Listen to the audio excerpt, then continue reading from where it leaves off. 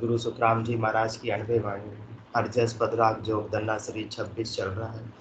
इस हरजस के माध्यम से सदगुरुदेव फरमा रहे हैं, भरम ज्ञानी लो, भरम ज्ञानी लो, ब्रह्म ज्ञानी नहीं कोई रे। तीनों लोक भवन सोचब दे, निरख परख हर जोई रे। सरगुण न्यारी निर्गुण न्यारी, जब लग हृदय जाने रे। शुभ को गहे अशुभ को त्यागे, त्या नर दुतिया आणे रे। त्या नर दुतिया आणे रे। स्वामी सेवक गुरु जहाँ चेला, जात पात कुल होई रे। सीखे ज्ञान सिखावे जाई, जब लग पाकन कोई रे। जब लग पाकन कोई रे। त्यागन ग्रह दोय कर जाने, माया ब्रह्म कह न्यारा रे। जोगी जंगम सुन पंथ कारण, तब लग एकन धारा रे। तब लग एकन धारा रे। पुण्य पाप जहाँ दोय कर जाने, अंतर में भय आवे रे। सिंह और स्वान सुसे को देखा, जामन दुबिद्या लावे रे। जामन दुबिद्या लावे रे। ब्रह्म ज्ञान मुख नित पथ भाके, चाल धर्म की होई रे। कह सुख राम तहाँ लग झूठा, राम न माने कोई रे। राम न माने कोई रे।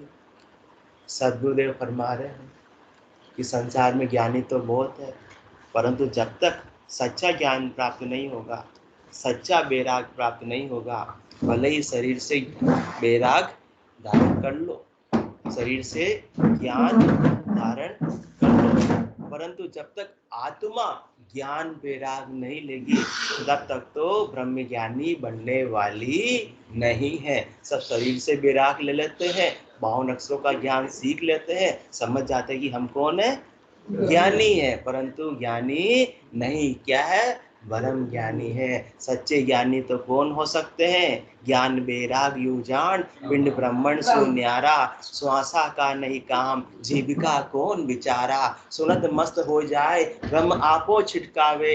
शुभ अशुभ की बास, निकट नेड़ी नहीं आवे। न तो शुभ अजमेरा साहब और न अशुभ, किसी भी करने की इच्छा नहीं होती है। वो सच्चा होता है ब्रह्म ज्ञानी। जब तक शुभ की भी इच्छा है कि शुभ को तो मुझे करना है और अशुभ को त्यागना है, छोड़ना है, मतलब शुभ से क्या हो गया, हेत हो गया, राग हो गया। अशुभ से क्या हो गया, द्वेष हो गया, दुर्भावना। जब तक किसी के प्रति है तब तक चौथे लोक में पहुंच जाएंगे, दुर्भावना के साथ में संभव ही नहीं है।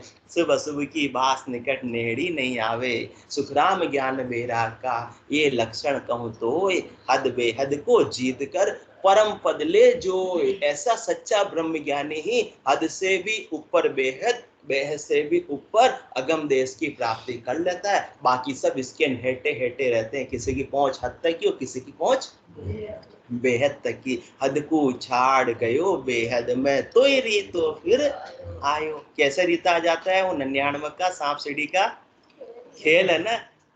हद में नहीं, वो बेहद में पहुंच गया। बेहद मतलब 99 पे पहुंच गया, 100 तक पहुंचा नहीं है। तो जब तक कौन सा ज्ञान रहेगा, भरम ज्ञान रहेगा। मैं बहुत ऊपर चढ़ गया, मैं बहुत ऊपर चढ़ गया, मैं बहुत ऊपर चढ़ गया। बेहद तक भी पहुंच जाएगा, फिर भी वापस नीचे 5 पर आ जाएगा। उसका आवागमन मिटेगा नहीं, फिर वापस से वही दौड़ चालू हो जाएगी। जब भी नया जन्म होगा, ऐसा थोड़ी पिछला जन्म का मुझे सब मैंने पढ़ाई की सीए की, तो वापस सीए की डिग्री कहलाएगी नहीं। ये तो पुराने सीए साहब कहलाएंगे क्या, वो तो वापस प्राइमरी स्कूल में जाके एबीसीडी ही सीखनी पड़ेगी। सब जीरो हो जाएगा, 52 अक्षरों का ज्ञान सब जीरो हो जाएगा, ये सारा ब्रह्म ज्ञान सब जीरो हो जाएगा। परंतु जिस आत्मा ने ऐसा केवल ज्ञान प्राप्त कर लिया, वो कभी भी जीरो होने वाला नहीं है। इसलिए ब्रह्म ज्ञान लो, ब्रह्म ज्ञानी लो ब्रह्म ज्ञानी नहीं कोई रे। तो अपने को क्या करना है, ब्रह्म ज्ञान तक सीमित नहीं रहना है, हद के व्यवहारों के ज्ञान तक सीमित नहीं रहना है, शरीर और संसार के सुखों के उपायों के ज्ञान तक सीमित नहीं रहना है। ब्रह्म ज्ञान का है, ये कर लो ये प्राप्त हो जाएगा, वो कर लो वो प्राप्त हो जाएगा। जितनी भी करणीयों क्रियाओं का काम है जिस ज्ञान में, वो सब क्या है, वो परम ज्ञान है, ब्रह्म ज्ञान नहीं है। ब्रह्म ज्ञान तो बिल्कुल करनी से न्यारा है, वो बेकरनी के देश की प्राप्ति कराने वाला है, तो उसमें करनी की कोई अपेक्षा ही नहीं। कुदरत कला नाम इन्हीं को, कोई जन जाने नाई। कुदरत कला नाम इन्हीं को, इसका नाम ही क्या है, कुदरत कला। कुदरत नहीं होता है, नहीं होता, बारिश कुदरत नहीं होती है, ये अपन कराने से होती है।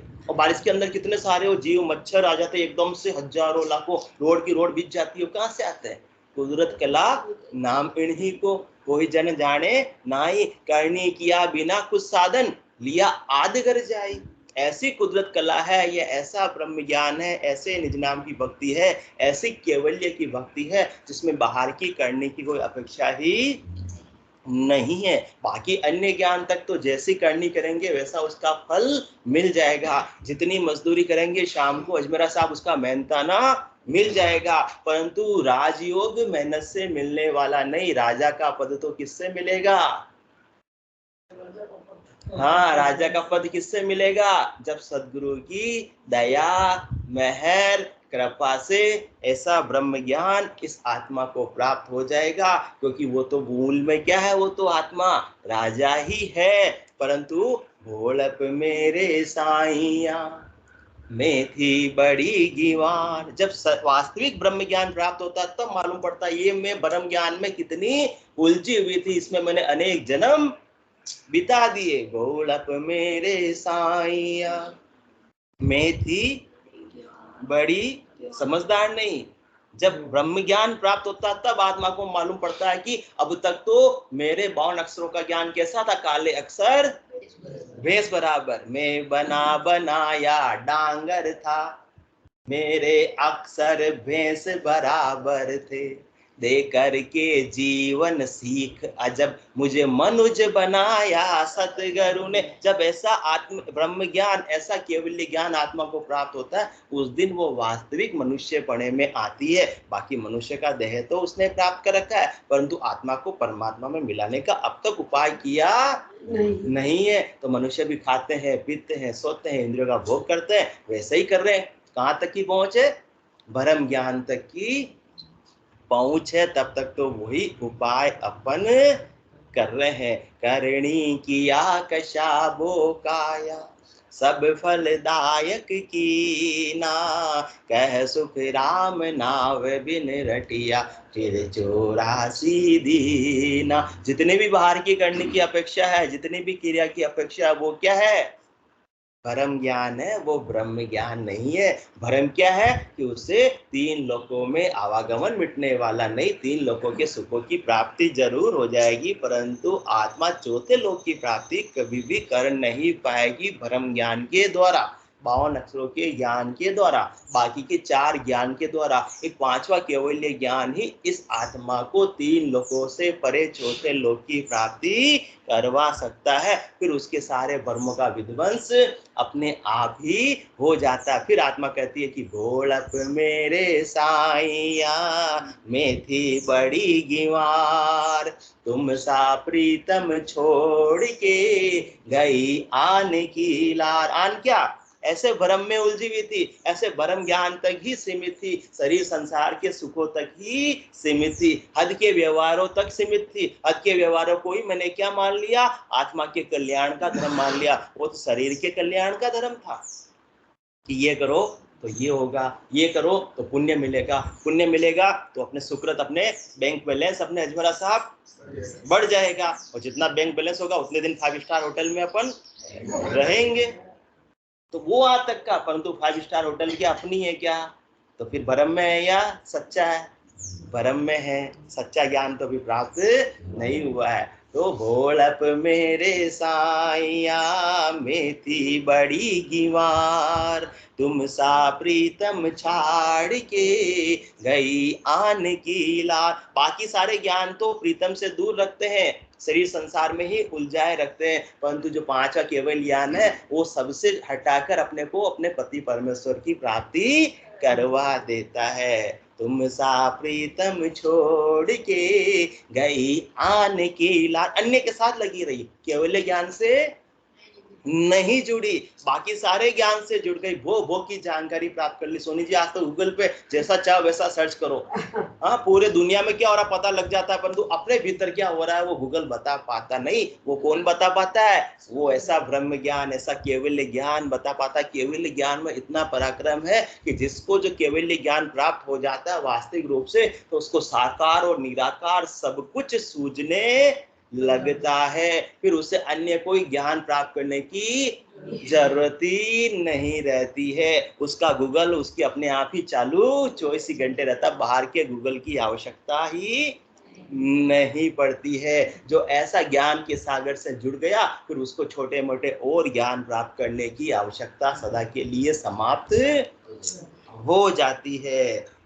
ब्रह्म ज्ञानी लो, ब्रह्म ज्ञानी लो, ब्रह्म ज्ञानी नहीं कोई रे। तीनों लोक भवन सो चवदा, निरख परख हर जोई रे। सरगुण न्यारी निर्गुण न्यारी, जब लग हृदय जाने रे। शुभ को गहे अशुभ को त्यागे, त्या नर दुतिया आणे रे, त्या नर दुतिया आणे रे।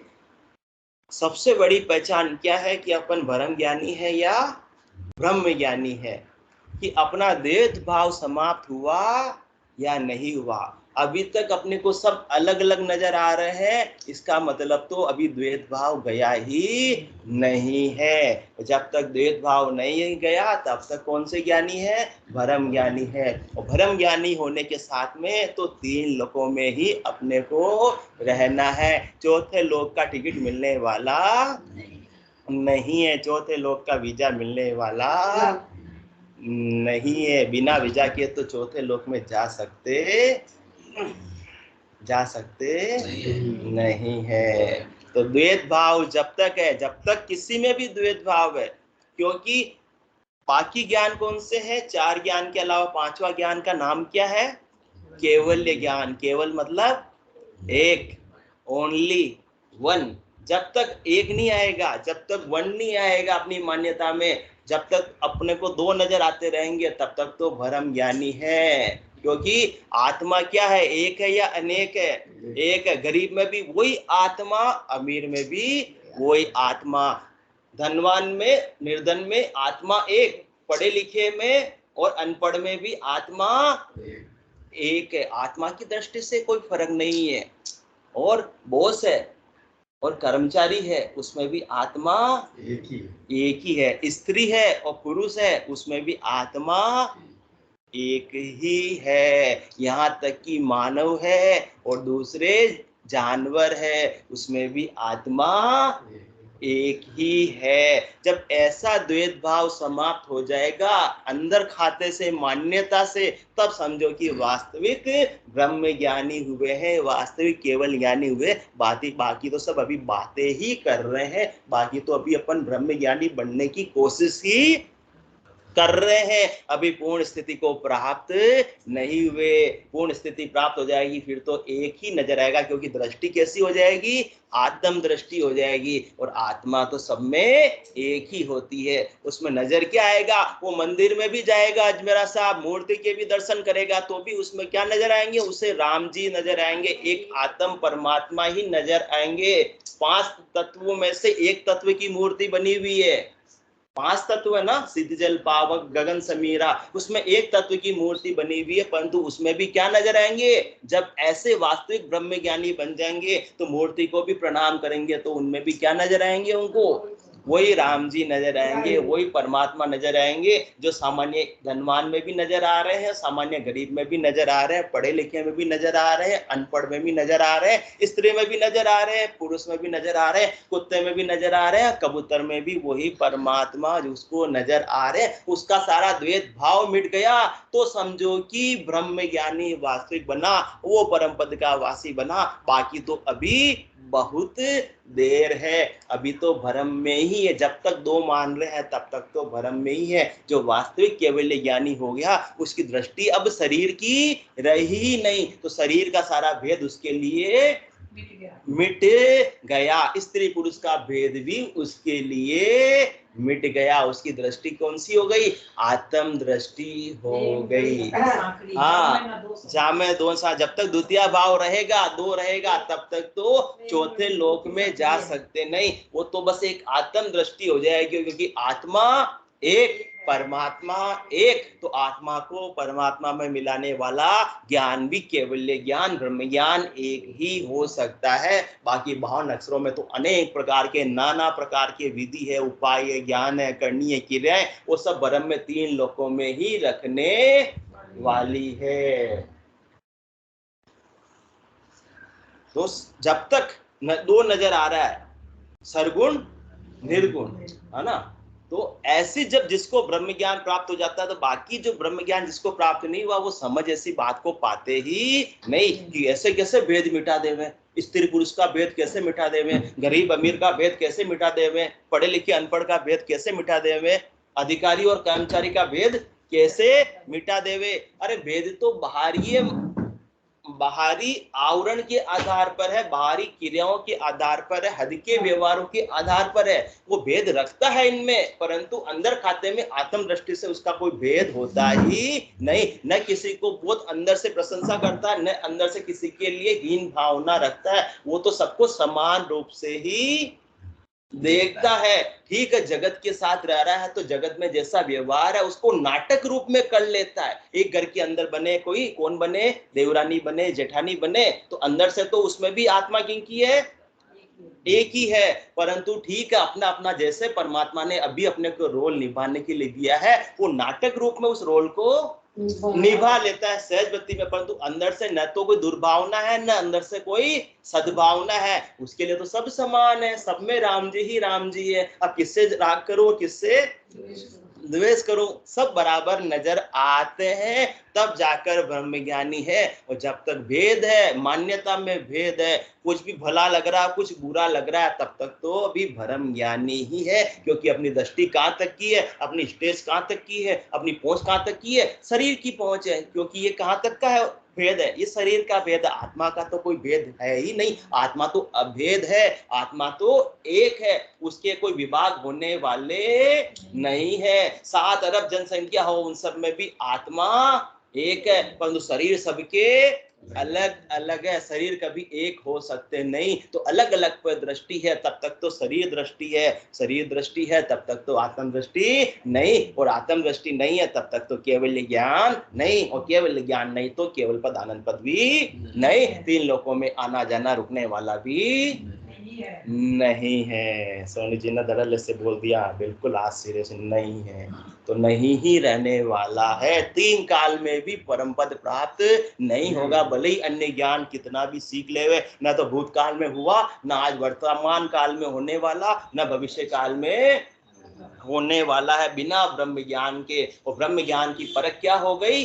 ब्रह्म ज्ञान का मतलब, केवल ज्ञान का मतलब एक, ओनली एक। जिस दिन अपने को नजर आने लगेगा तो सारे झगड़े ही समाप्त हो जाएंगे। कोई अपने को दुख देता नजर आ रहा है तो अभी कौन है उसके अंदर? राम जी है। वो राम जी के ऑर्डर से ही कठपुतली नाच रही है, कठपुतली अपना एक्ट कर रही है। अब उसके प्रति दुर्भावना जिस दिन समाप्त हो जाएगी, उस दिन हम परमात्मा पद की ओर अग्रसर हो जाएंगे। बाकी कितने ही जन्मों तक अपन राम नाम का सुमरण करते रहे, परमात्मा मिलने वाले नहीं। तो इन छोटे मोटे चक्कर में क्या अपन परमात्मा को भूल जाएंगे, परमात्मा की प्राप्ति से विमुख हो जाएंगे?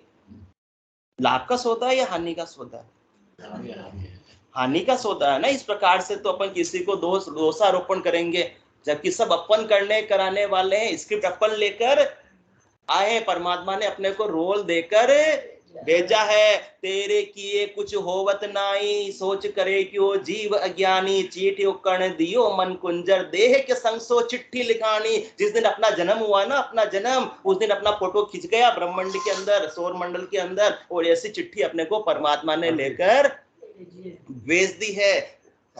उस दिन शर्मा जी तो पंडित जी है, ब्राह्मण है, सब समझते हैं, सारी बात को जानकारी रखते हैं। तो उस दिन परमात्मा ने अपने को जिस दिन, जिस घंटे, जिस पल, जिस सेकंड में शर्मा जी अपना जन्म हुआ, उस दिन अपनी चिट्ठी फोटो खिंच गया। वो अब फोटो खिंच गया, जो वैसा वैसा अपना प्रारब्ध, अपने को रोल स्क्रिप्ट परमात्मा ने जन्मते ही देकर भेज दिए कि इस जन्म में तुमको ये वाला रोल निभाना है। यहाँ तुमको दुख का अनुभव होगा, यहाँ सुख का अनुभव होगा, परंतु ये सब क्या है? नाटक है। अंदर खाते से तो तुम यदि आत्म स्वरूप हो तो परमात्मा का आनंद तुमको आता रहेगा। कोई तुम्हें सुखी हो, कोई तुम्हें दुखी कर सकता नहीं है। हम लिखते अपना भाग्य स्वयं पर, समय बीत जब जाता है, खुद का ही लिखा ना पढ़ पाते, अक्सर धुंधला पड़ जाता है। हम करते जाते कर्म, यहाँ फल पीछे पीछे आता है। पुरुषार्थ काल चक्र में पककर प्रारब्ध अटल बन जाता है। ए लिखी तुम्हें आत्मकथा मत कहो लेख विधाता का, भज पुरुषार्थ सन्नम गच्छामि, भज पुरुषार्थ सन्नम गच्छामि।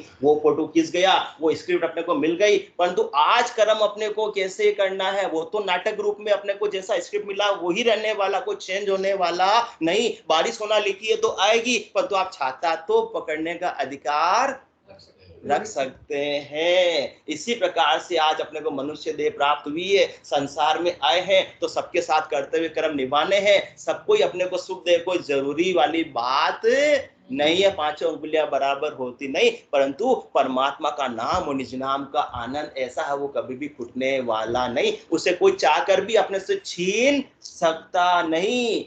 अंदर खाते में चलता रहता है तो दूसरे को भी, पड़ोसी को भी मालूम पड़ता नहीं है कि ये अंदर खाते में कैसा भजन का आनंद ले रहे हैं। बाहर की सत्संग चर्चा को कोई छुड़ा सकते हैं, परंतु अंदर के सत्संग को कोई छुड़ा सकता नहीं है। बाहर वाले को मालूम नहीं पड़ती, क्या चीज मालूम नहीं पड़ती? कि रोम रोम से हो रही ररंकार जुणकार, निस्वासर आठों प्रहर, राम चरण एक सार, उठत बैठत जागता सूता सुमिरन होय, राम चरण ररंकार धुनी, बाहर लखे न कोई। पड़ोस वाली बैंक को मालूम नहीं पड़ेगा कि अपने ररंकार की ध्वनि है वो रोक नहीं पाएगी कि इसके अंदर खाते में ये ध्वनि कैसी आ रही है।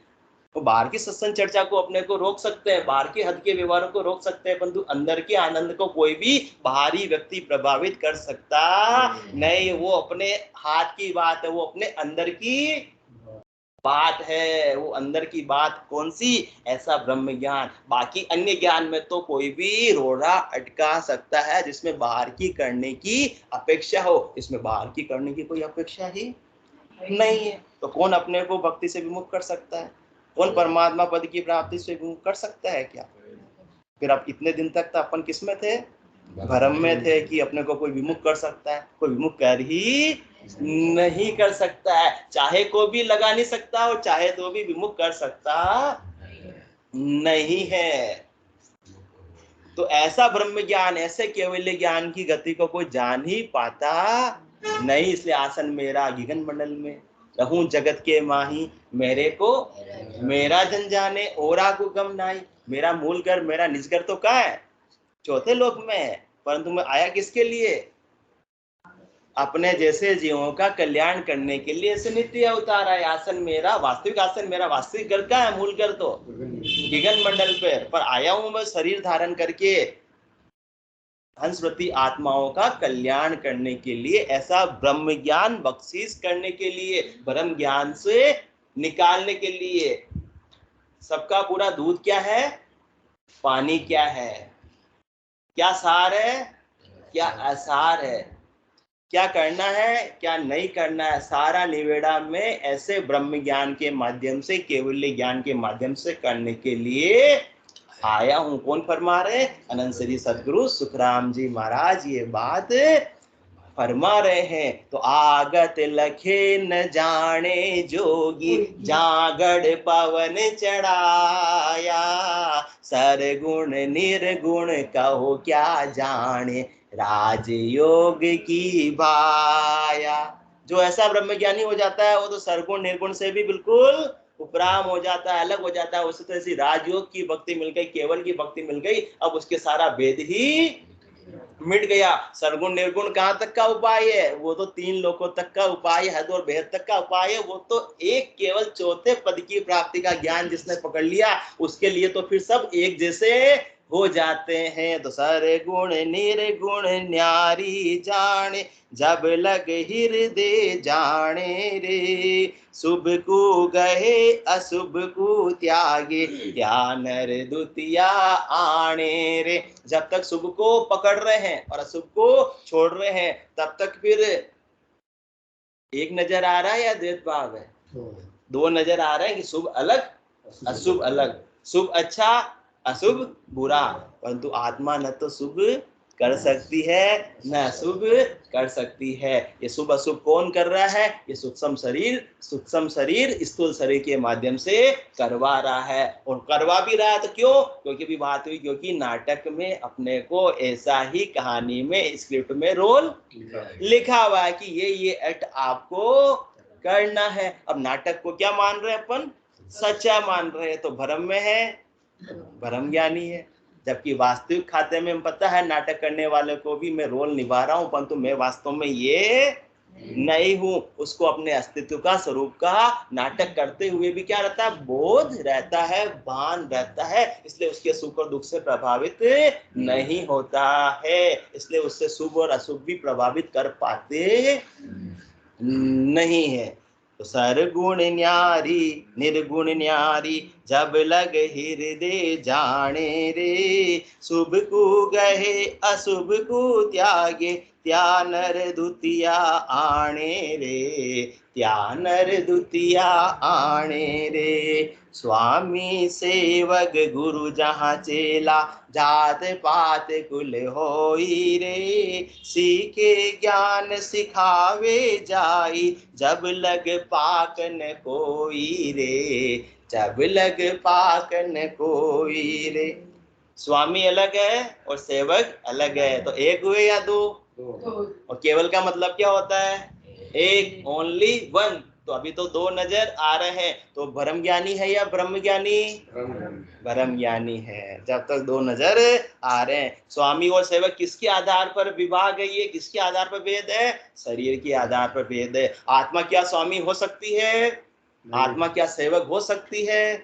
नहीं हो सकती है। परंतु अपने को तो नजर आ रहे हैं वो स्वामी और वो सेवक, तो तब तक तो भ्रम में है। अब तक तो केवल ज्ञान वास्तविक रूप से प्राप्त हुआ ही नहीं है। अभी तो केवल ज्ञान की बातें हैं, और केवल बातों से केवल पद आनंद पद नहीं मिलता, जब तक कि अंदर खाते में ऐसी रीत नहीं बनेगी। जिस दिन स्वामी और सेवक का भेद भी समाप्त हो जाएगा, तब समझो कि अपनी आत्मा का कल्याण हुआ, परम पद के वासी बने, बाकी तो बनने वाले नहीं। ये भेद कहाँ तक का? ये हद के व्यवहारों का भेद है, शरीर का भेद है, ये नाटक का भेद है। किसी को डायरेक्टर ने क्या बना दिया? स्वामी, और किसी ने क्या बना दिया? सेवक। और उसी को अपन ने क्या मान लिया? सच्चा मान लिया। उसी के व्यवहार पे एक ऊंचा हो गया और एक नीचा हो गया। अपनी मान्यता में अपने को ऊंचा नीचा लग रहा है। नाटक में लगे तो कोई बात नहीं, परंतु मान्यता में लग रहा है, तब तक तो ब्रह्म ज्ञानी है, परमात्मा पद से कोसों दूर है। स्वामी सेवक गुरु जहाँ चेला, जहाँ गुरु और चेले का भेद है। गुरु तो कितना हो गया? ऊंचा, और चेला एकदम हो गया नीचा। परंतु गुरु और चेले, आत्मा न तो किसी की गुरु हो सकती है, आत्मा न किसी की चेला हो सकती है। वो तो हद के व्यवहारों का भेद है। वो शरीर की स्थिति की बात है कि कोई ज्ञान बता रहा है, शरीर को समझा रहा है, कानों के द्वारा श्रवण कर रहा है, तो श्रवण करने वाला चेला हो गया, सीखने वाला और सिखाने वाला, बोलने वाला, ज्ञान देने वाला गुरु। वो कहाँ का भेद है? शरीर का। परंतु दृष्टि अब भेद नजर आ रहा है। इसका मतलब दृष्टि कौन सी है? शरीर की है, आत्मा की दृष्टि नहीं है। तो ब्रह्म ज्ञानी है ब्रह्म ज्ञानी? ब्रह्म ज्ञानी है। तो यहाँ तक सीमित नहीं रहना। परंतु यहाँ तक लग रहा है यदि अपने को अंदर खाते में वास्तविक मान्यता में कि नहीं गुरु और सेवक का भेद नजर आ रहा है, गुरु और चेले का, स्वामी और सेवक का, तो फिर तो अभी ब्रह्म ज्ञान वास्तव में प्राप्त नहीं हुआ है। स्वामी सेवक गुरु जहाँ चेला, जात पात कुल होई रे। और अभी तो अलग अलग जाति नजर आ रही है, पाति नजर आ रही है, कुल नजर आ रहा है। तो ये सब जाति पाति कुल किसकी, कोई आत्मा की होती है क्या? आत्मा तो एक है, आत्मा की तो बस एक ही जाति है, परमात्मा जाति है, वो परमात्मा का अंश है। बाकी जितने भी वर्ण है, संप्रदाय है, पंथ है, सब किसके है? शरीर के बने हुए हैं, अपनी अपनी कर्मों के करने के आधार पर बने हुए हैं। आत्मा का कोई विभाग जाति पाति के आधार पर हो सकता नहीं, परंतु अपन ने दृष्टि अपनी है, इसलिए देह के विभाग को अपन ने किसका विभाग मान लिया? आत्मा का विभाग मान लिया। तो अब तक तो अपन कौन से ज्ञानी है? भरम ज्ञानी है, ब्रह्म ज्ञानी बने नहीं है। केवल ज्ञान वास्तव में प्राप्त नहीं हुआ। जिस दिन प्राप्त हो जाए केवल का मतलब एक, ओनली वन, तो उस समय सारी जाति पाति का भेद भी मिट जाएगा, अंदर खाते से मिट जाएगा। संसार में रह रहे हैं, संसार की मर्यादा की बात है वो निभाएंगे, किस रूप में? नाटक रूप में निभाते रहेंगे। परंतु वास्तव में लग रहा है कि ये सुवर्ण है, ये ऊंची जाति का है, और ये नीची जाति का है, ये स्वर्ण ऊंचा है और ये नीची जाति का हीन है। जब तक अंदर खाते में ऐसा लग रहा है तब तक तो समानता का भाव, एकता का भाव आया नहीं है। तब तक तो अपन भ्रम के अंदर ही है, तब तक अपने को वास्तविक केवल ज्ञान प्राप्त नहीं हुआ है। इसलिए जात पात कुल की मर्यादा, ये तीन लोगों की हद तक की बात है। परमात्मा पद की प्राप्ति में जाति पाति कुल से कोई लेना देना ही नहीं है। जगत के व्यवहार तक का महत्व इसके, परंतु अभी महत्व बुद्धि जाति पाति में, तो अपना महत्व कहाँ का है? जगत के व्यवहार का, तीन लोगों का है। तो कहाँ रहेंगे? तीन लोगों में ही रहेंगे। जहाँ का महत्व है, जहाँ आशा वहाँ वासा, उसी प्रकार का अपनी स्थिति बनी हुई रहेगी। परंतु यदि महत्व किसका हो गया? परमात्मा का, केवल ज्ञान का, तो सबको आत्म दृष्टि से ही देखेंगे, तो आत्मा के आधार पर सारी जाति पाति का भेद भी मिट जाएगा, बड़े छोटे का भेद भी मिट जाएगा, सब समान हो जाएंगे। स्वामी सेवक भया समाना, स्वामी और सेवक भी फिर कौन हो जाएंगे? एक मेक हो जाएंगे। फिर कोई भी द्वितीय भाव, भेदभाव रहने वाला नहीं है। तो जात पात कुल की मर्यादा, मान बढ़ाई त्यागो रे, माया मोह विसार कल्पना, हरि सुमिरन से लागो रे। इसलिए जाति पाति का परमात्मा पद की प्राप्ति में कोई कारण ही नहीं है। किसी भी जाति के हो, किसी भी पंथ के हो, किसी भी संप्रदाय से हो, वो सब कहाँ के? हद के व्यवहारों तक की बात है। परमात्मा पद को प्राप्त करने के लिए तो केवल एक ही पंथ है। कौन सा? ये केवल का पंथ है, ये केवल्य का ज्ञान है। इसके अलावा किसी भी रास्ते पर जाओगे तो कभी ऊपर, कभी नीचे, कभी मध्य में घूमते रहेंगे, परंतु परम पद कभी भी आने वाला नहीं है। इसलिए मीरा जी ने को भी जब ऐसा ज्ञान प्राप्त हुआ तो उनके भी सारा जाति पाति का भेद मिट गया, और जाति पाति से ऊपर उनके लिए तो जहर और अमृत का भेद भी मिट गया, और सांप का भेद भी मिट गया। जब काला नाग आया तो वो या बोली, आओ आओ बलिहार, काले किशन कुमार, धन्यवादी हूँ मैं आपके एहसान की, बड़ी कृपा है कृपा निदान की। उनके लिए जहर अमृत का विभाग भी समाप्त हो गया, सांप का विभाग भी समाप्त हो गया, क्योंकि सब में नजर क्या आ रहा है? परमात्मा नजर आ रहे हैं। ऐसा वास्तविक ब्रह्म ज्ञान जब प्राप्त हो तब जाकर बात बनती है, बाकी तो तीन लोकों में आवागमन मिटने वाला नहीं है। बोलो राम सद्गुरु देव जी महाराज ने धन्य हो, धन्य हो। सद्गुरु सुखराम जी महाराज ने धन्य हो, धन्य हो। अनंत श्री सद्गुरु सुखराम जी महाराज के ज्ञान सद्गुरु भगवान ने धन्य हो, धन्य हो। केवली भगवंता ने धन्य हो, धन्य हो। जीवा तारण जहाज ने धन्य हो, धन्य हो। मोक्ष के मालिकाने धन्य हो अनंत कोटि संताने धन्य हो राम सभा में राम राम राम राम राम राम।